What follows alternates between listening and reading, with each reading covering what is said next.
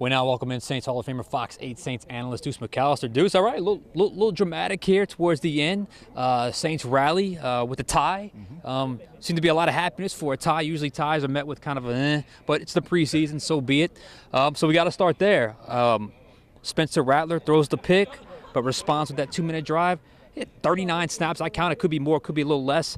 But all in all, I thought it was a good way to finish the game. No, I thought it was a good way for him to bounce back. You know, and even on the interception, Tipton can't allow the defender to kind of cross him. He's got to fight across that, and the quarterback's got to trust you. And so for him to bounce back there, to be able to throw the touchdown pass later on, and then to run the 2-point conversion in, you thought it was, you know, that's the resilience of this team. And he brought a little juice. He brought a little juice to that sideline, because you go in at halftime down, 17-3, and then defensively to hold them to, I think it was 100 total yards in the second half, and you go out, you hit a couple field goals, you finally score a touchdown. Normally ties are looked at in a negative way, but I think this team needed that energy, and they needed some good things to happen to them, and so you'll definitely take it. How big of a game was this for Rattler in terms of, I thought last week even he said it was a little up and down, wasn't quite his best performance.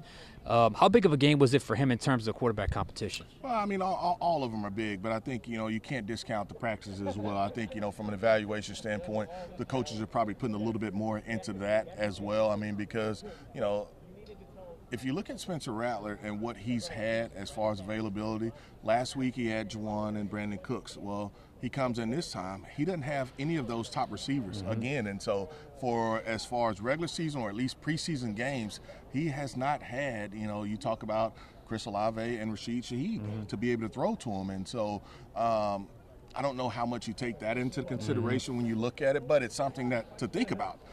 Both guys have had kind of the starting offensive line outside of McCoy, and it's been up and down from that group.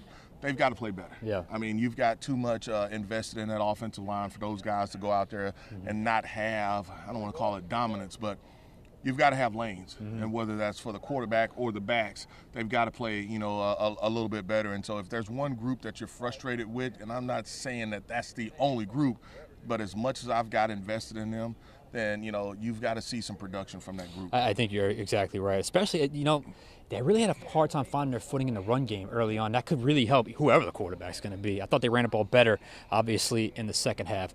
Tyler Shuck gets the start today. It took him to that third drive to find some rhythm. Decent bounce back drive in that third drive. He had the unfortunate drop from Chris Olave.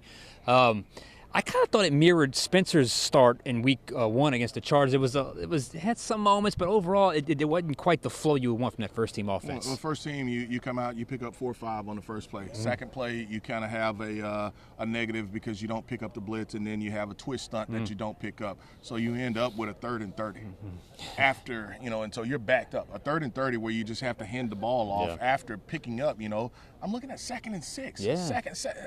I can't lose yardage like that. And so one, we've got to pick up the twist stunt. The other one, whether it's for weak or whomever, if it's the back or the guard picking up the blitzer, pick it up. My quarterback can't be rushed when I have a 2-on-1 in that situation. And so those are the small things that end up getting you beat, or they end up making you have to punt after you had success on first down. And so the continuity has to be a little bit better. They've got to talk. It's got to be cleaner. Those are veterans.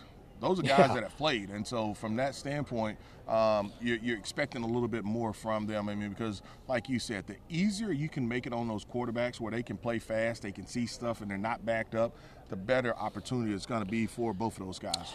So here's where I'm at with this competition as we stand here right now after this second preseason game. You got 2 preseason games, 15, 20 practices. I'm not sure how many practices they have. What I am a little concerned with Shuck and Rattler, I think Shuck had a better game in week 1. I think Rattler had a better game in week 2, but it was both times it was with the second team or third team offense. Is that at all concerning for you that neither guy has really kind of gotten into a flow with the first team offense? It's a concern, but I mean, I think that you have to look at no 41. Like I said, no 12, no 22 for one of those games. And then, okay, well, if they did play, you had, you know, 10, and you had your starting tight Tight end end. that was what was available. And so you're moving some pieces around. Obviously, you're getting more reps with the second and third because, I think it was, three series really for the offense as far as the offensive line today. And we talked about it. If you're three and out, then now it's only 6 plays. Right. And so if that's going to be the case, that's tough to be able to have some continuity. So that group, that's where the challenge comes. Yeah. And so if you're going to challenge a group, that's where it's going to be. You've got to fix your issues over the next couple of weeks. Rattler obviously had himself a day, so he certainly helped himself. A couple other guys that just jump out to me. Mason Tipton continues to make plays. Jonas Sanker is a guy. You see 33 popping up a lot all over the field. I thought Jalen Ford was disruptive today.